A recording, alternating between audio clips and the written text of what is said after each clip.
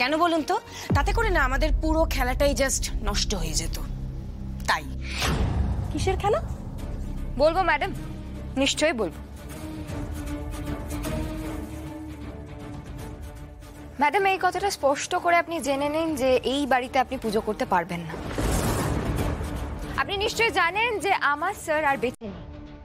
আপনার এককালের বন্ধু রুদ্ররূপ সান্যালের হাতে গুলি খেয়ে সে মারা গেছে। আর আমার স্যার যখন বেঁচে নেই তখন এখানে পুজো হবে না।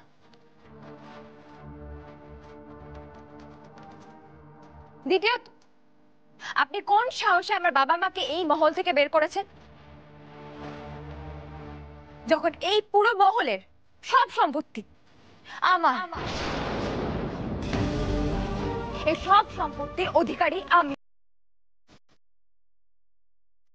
কোন সাহসে করেছেন ম্যাডাম?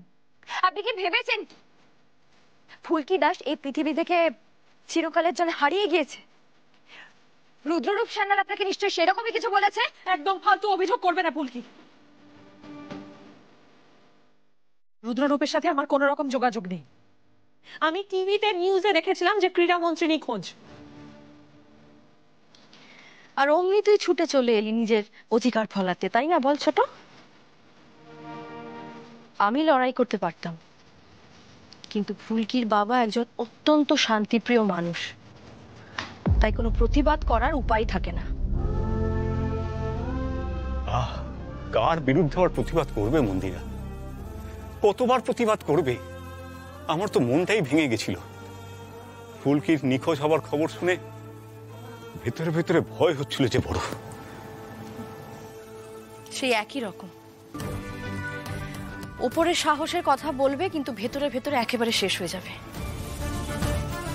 কিন্তু ফুলকি মায়ের মূর্তি তো এসে গেছে।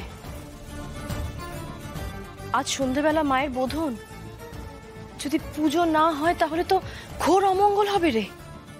তুম করে তোমরা সবকিছু আয়োজন করে ফেললে এই বাড়িতে। এটা তো আমাদের পরিবারের ঐতিহ্য ফুলকি। অবশ্য তুমি আর এসব কি করে জানবে? আমি জানতেও চাই না ম্যাডাম, আমি জানতেও চাই না। আমি শুধু এইটুকু জানতে চাই যে আপনি কোন অধিকারে এই সম্পত্তি থেকে টাকা নিয়ে পুজো করছিলেন।